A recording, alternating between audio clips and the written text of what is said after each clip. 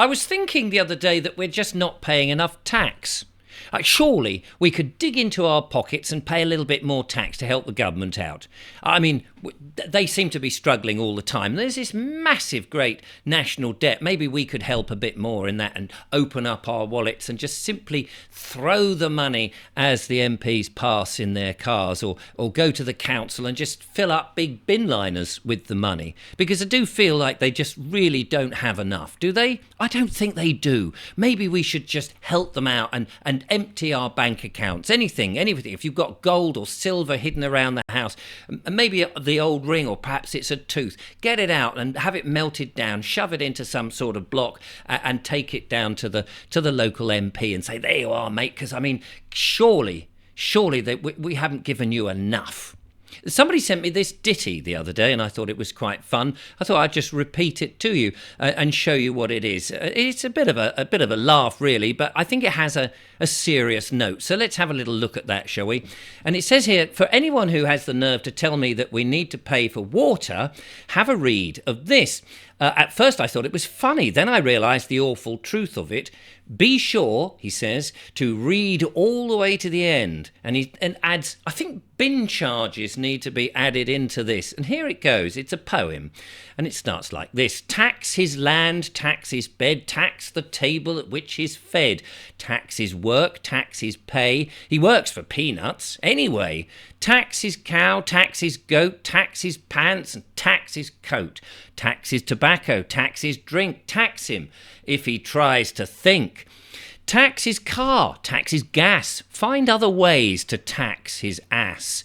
Tax all he has, then let him know that you won't be done till he has no dough. When he screams and hollers, then tax him some more, tax him till he's good and sore. Then tax his coffin, tax his grave, tax the sod in which he's laid. When he's gone, do not relax. It's time to apply the inheritance tax.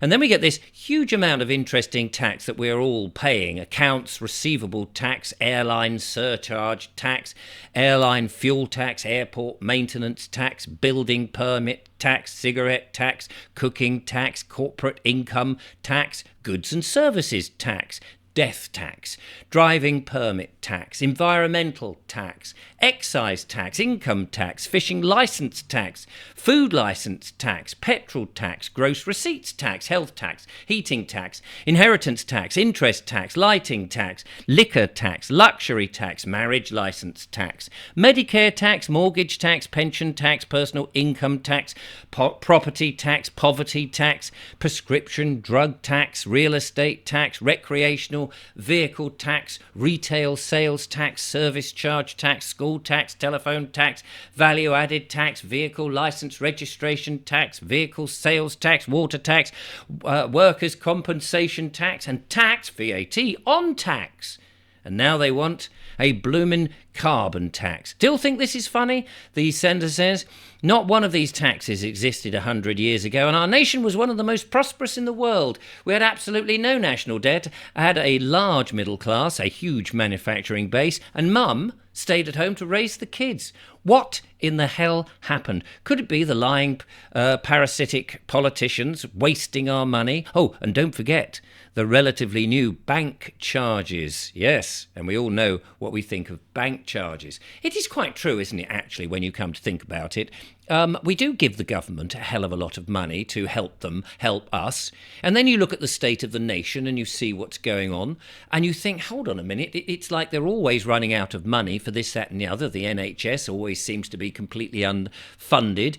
And as he says, 100 years ago, we didn't have any of these taxes. So what's going on? Why have we got all of this extraction from us? We're working so hard. We have two parents now. If you have two parents, they're both having to go to work, and in order to do that they're not earning enough money to be able to buy a mortgage anymore, and people are renting and then they get behind and they're thrown out, and the policies that the government, they don't seem to have a human bone in their body. It's like, oh, you can't pay, we'll throw you onto the streets. No, we're not going to look after you and help you and do those nice things that people do. Have you noticed how the policies have become more and more anti-human? They seem to be extremely against us, which is very strange because we go And at certain, every 5 years or so, we vote for these people in to abuse us in this way, which does seem a little bit strange, is it not? Because don't they say, with their begging bowls in their hands, but we'll improve the borders, we'll stop people coming in. Really?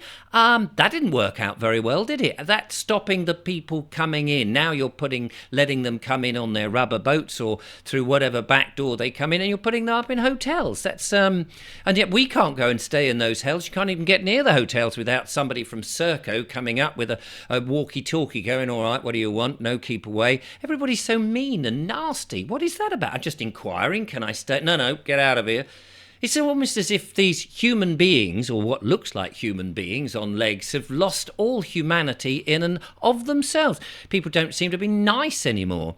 And the schools, of course, the schools are all working very well, aren't they? All the schools, people aren't bothering to take their kids out of schools and try and educate them at home, are they? Or are they? Wait a minute, isn't there now a new policy in which the teachers are teaching people, say youngsters as at the age of, 4 or 5, how to masturbate, and they're making sure that kids can just change their genders at will, and they're going along and sort of atomizing the family and all of that. Actually, that is true. That is going on, isn't it? Yes, of course. A lot of people perhaps don't know that because parents aren't being told what's going on in the school. So maybe they don't know, which is a bit of a shame. I think parents would be very interested in what their children are doing. And when I say parents, I actually mean mothers and fathers, not the pair that rent the children that are being owned by the state. Of course, don't mean that by any means. Where else are we having problems in the world? Well, what other things are they doing to us that we think that, well, the police, yes, of course, the lovely police, Dixon of Dock Green, evening all. Whatever happened to that nice friendly Bobby who was on your side helping you cross the road and making sure that you were okay and that no crime was being committed? Oh, no, that's right, because they come along with the enforcement agents to assist them on a civil case of trying to extract money or nicking your van. And I don't know if you've noticed how scruffy some of them are. It does seem like their standards seem to have completely dropped, and aren't they now a corporation? They're their own business, so they're not so much police officers as policy officers, or they're just there to collect money from people? Because haven't the police and the government now got all these sort of hidden traps everywhere with cameras on the gantries, and they're just trying to rake in money? I mean, not only are you being taxed on these things, but we're finding that, we're being entrapped every 2 seconds so that they can extract more money from us or send the people who will bash our doors down. Yeah, and then what about some of the other things that they do, these weird policies that have been passed so that you can't have free speech? You're just gagged a bit. That does seem to be on your side, doesn't it? That makes a lot of sense, that you can't listen to the things that you want. You've got to listen to the official narrative all the time. Yeah, that does make a lot of sense. And then things like, if you don't have a smart meter, it's going to radiate your brain. Well, we'll just smash your door down and stick it on anyway. Very anti-human, isn't it? So maybe actually all these taxes it keeps talking about in which they're extracting money, and it does seem to get a lot worse, maybe they aren't such a good idea. Maybe my idea there of helping out those MPs and helping out the council and helping out the government by helping them to fund all these things that they want to do, like send money overseas to battlegrounds where innocent men and women seem to be, and children, of course, are maimed or murdered or die as collateral damage. Of course, it's collateral damage, isn't it? It's not important. Collateral damage, that's not a thing, is it really? Doesn't matter if innocent men, women and children just happen to be in the way when the target of those missiles or bombs or drones or whatever it is. That doesn't matter, does it? Well, it does if it's my money that I'm giving you to the government, which I thought was actually to help the schools do a good job, or the police to do a good job, or the NHS to actually, give people health rather than some white pills with a whole load of sidelines of potential side effects, which might, include death. Not sure that actually the money that I'm giving you is actually going to good causes. It does seem...